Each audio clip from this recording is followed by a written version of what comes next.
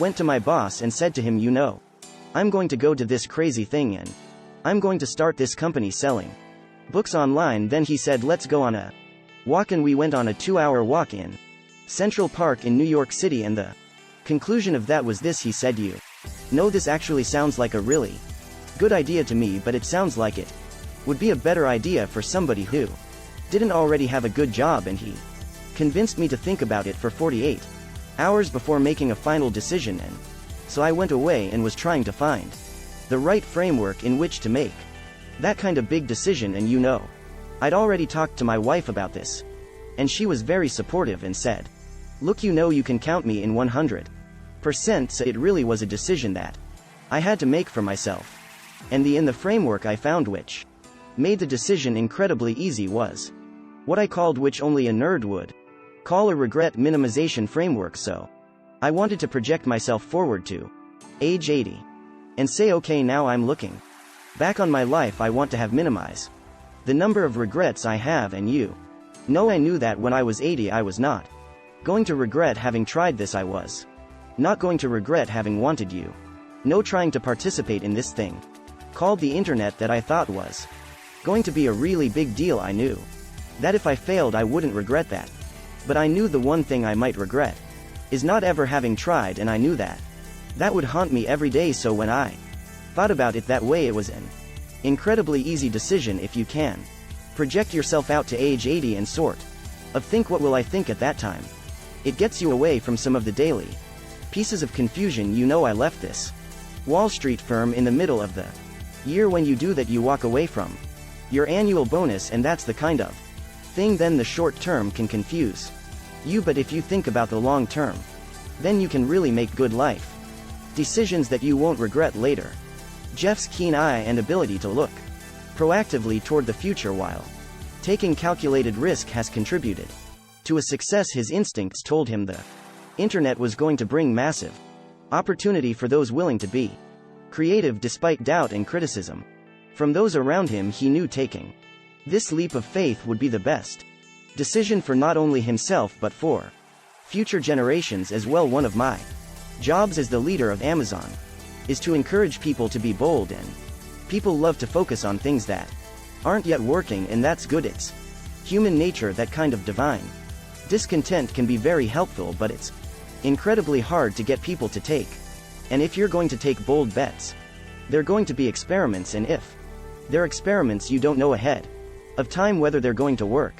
Experiments are by their very nature prone to failure, but big successes, a few big successes compensate for dozens and dozens of things that didn't work. So bold bets. AWS, Kindle, Amazon Prime, our third-party seller business, all of those things are examples of bold bets that did work, and they pay for a lot of experiments. I've made billions of dollars of failures at Amazon.com.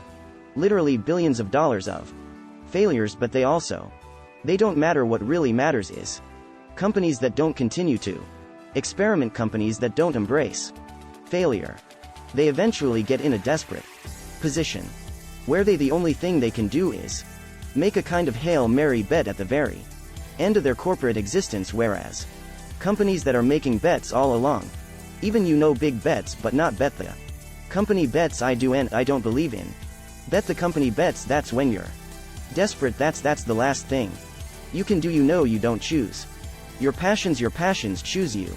How they are formed, you're never completely sure, but I do think you get imprinted somehow early on with certain things. You just get excited about them, and because you're excited you pay more attention, and they grow. Being an inventor requires, because the world is so complicated, you have to be a domain expert. I mean, in a way, even if you're not the beginning, you have to learn enough so it should become a domain expert. But the danger is, once you become a domain expert, you can be trapped by that knowledge, and so inventors have this paradoxical ability to have that 10,000 hours of practice and be a real domain expert, and have that beginner's mind, have that look at it freshly, even though they know so much about the domain. And that's the key to inventing. You have to have both, and I think that is intentional. I think all of us have that inside of us, and we can all do it, but you have to be intentional about it. You have to say,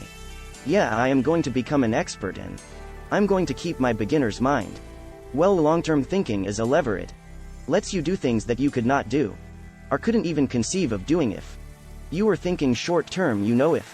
If I collaborated with somebody here in this audience and I said, look, I want you to solve world hunger and I want you to do it in 5 years, you would properly reject the opportunity. You would say, look, it's not possible, it's not practical. But if I said, look, I want you to solve world hunger in 100 years, that's a job you'd take because it's a much more addressable problem. You can first create the conditions. You have time to create the conditions where then you can solve the problem, and so that's a very important way of thinking.